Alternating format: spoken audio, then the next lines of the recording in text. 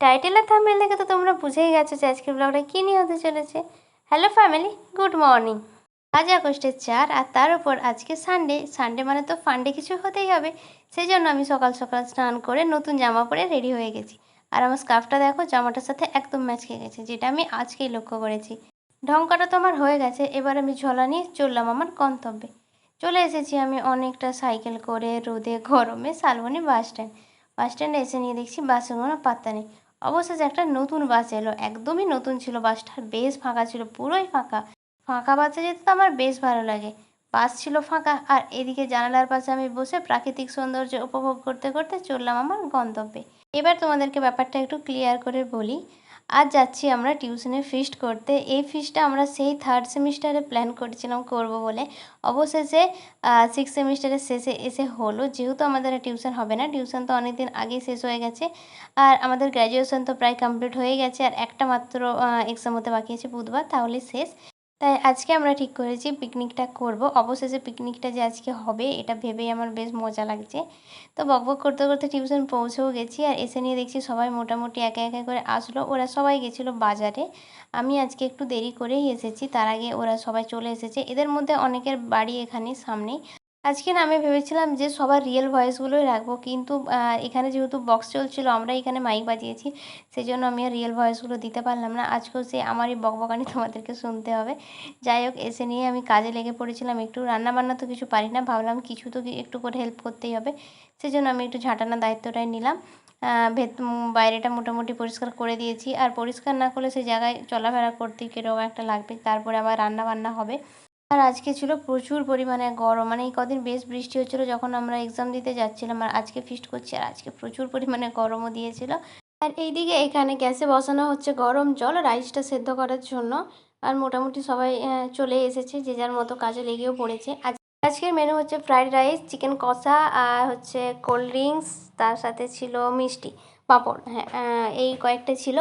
আমাদের মধ্যে কিন্তু কেউই সেরকম রান্নাবান্না জানে না, মোটামুটি সবাই জানে, আর নিজেদের মতো করেই সবাই করেছে। আমি বলবো না আমি কিছু করেছি রান্না, কারণ আমি রান্না যেহেতু কিছু বুঝি না, রান্নার কিছু করিনি। অন্যান্য কাজে সমস্ত হেল্প করেছি, রান্নাবান্নাতে না। আর এদিকে চলছে এখানে কাটাকুটি। স্যারও চলে এসেছে দেখতে যে কত দূর কী হলো। এখানে আমরা টিউশন পড়ি এই বাড়িটাতেই, এটাই স্যারের বাড়ি, তো বাইরেটাতেই রান্নাবান্না করা হচ্ছিলো। আমার সাথে আজকে অনেকে লাস্ট দেখা, যারা আমার কলেজে পড়ে তাদের সাথে তো এখনও দেখা হওয়া বাকি আছে, মানে এখনও দেখা হবে। কিন্তু যারা অন্যান্য কলেজে পড়ে, যেমন গোয়ালতোড় কলেজ যেখানে আমার পরীক্ষার সেন্টার পড়েছে, ওদের সাথে আজকেই লাস্ট দেখা। আর এখানে শ্রেয়া ওয়েট করছিল কখন আমি ক্যামেরা অন করবো, তারপরও নুনটা দেবে। সেই জন্য আমি ক্যামেরাটা অন করে ওকে বললাম যে এবার নুনটা দে। টাইমটায় মাইকটা একটু বন্ধ করা হয়েছিল। এবার চলো তোমাদেরকে শোনাই যে মাছের বাজারের গল্পটা কি কি চলছে।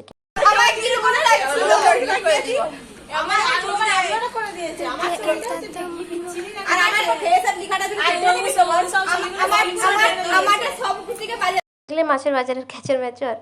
যাই হোক, এবার আমি একটু খুন্তি নাড়তে চলে এসেছিলাম। এখানে চালটা হয়ে গেছে, এবার চালটা এখানে ছাঁকা চলছে। সুইটি আর শ্রেয়সী মিলে চালটা ছাঁকছে। ওরা দুজনে রান্নার মোটামুটি দায়িত্বটা নিয়েছিল, বেশিরভাগ ওরাই করেছে। আর গান বাজছিলো, সে কারণে তো আমি মিউট করে দিয়েছি। এমনি তো যা পরিমাণে আওয়াজ আর ক্যাচর ম্যাচর করছিলাম আমরা, তোমরা এমনিতেও কোনো কথা বুঝতে পারতে না। মিউট করে দিয়েছি, ভালোই হয়েছে। ওখানে আমাকে সবাই এমনিতেও বলছিলো যে মিউট করে দিবি, যে পরিমাণে ক্যাচর ম্যাচর হচ্ছিলো, মানুষ দেখতে দেখতে বিরক্ত হয়ে যাবে। কথা বলতে বলতে এদিকে আমাদের পাঁপড় ছাঁকা হয়ে গেছে, আগে পাঁপড়টা তৈরি করা হয়ে গেছিলো। এবার পাঁপড়টা প্লাস্টিকে বেঁধে রেখে দেবো। আর হচ্ছে এখনও রাইস চিকেন সবটাই বাকি আছে। টাইম এখনও বেশি হয়নি, এখনও অনেক বাকি আছে। আমাদের 1টার মধ্যে সব রান্নাবান্না কমপ্লিট করার প্ল্যান আছে, দেখা যাক কত দূর কী হয়। তারপর আবার সবাইকে বাড়ি ফিরতে হবে, বৃষ্টির ব্যাপার আছে একটা বিকেলবেলা।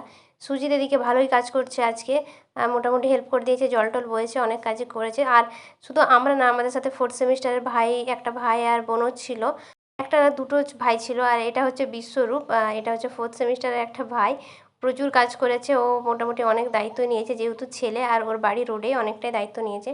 এটা হচ্ছে আমাদের স্যারের রুমটা তোমাদেরকে দেখাবো বলে নিয়ে এলাম। কি সুন্দর করে সাজানো আছে, স্যারের চারিদিকটাতে স্যারের প্রচুর প্রাইজ বই, বেশ সুন্দর করে গোছানো আছে রুমটা। সেই জন্য ভাবলাম তোমাদের সাথেও একটু রুমটা আমি শেয়ার করি।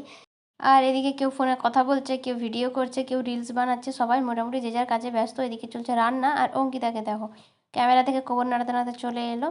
এদিকে চলছে পেঁয়াজ ভাজা। মোটামুটি সবাই একটু করে খুন্তি নিয়ে নাড়ানাড়ি করছিল। এখন ধরেছে শ্রেয়া, যদিও রান্নার কিছুই বোঝে না, কেউই বোঝে না সেই রকম। কিন্তু ওরা দুজনই আর বা কত করবে, সেই জন্য সবাই মিলে একটু করে হেল্প করে দিচ্ছিলাম আমরা। খুন্তিরা তো নাড়াই যেতে পারে, এবার ধরেছি আমি। কোনো কিছুই করিনি, শুধু খুন্তিটাই জাস্ট নাড়ছিলাম। শ্রেয়সী ওখানে আমাকে বলে বলে দিচ্ছিলো, সেই জন্য আমি খুন্তিটা নাড়ছিলাম।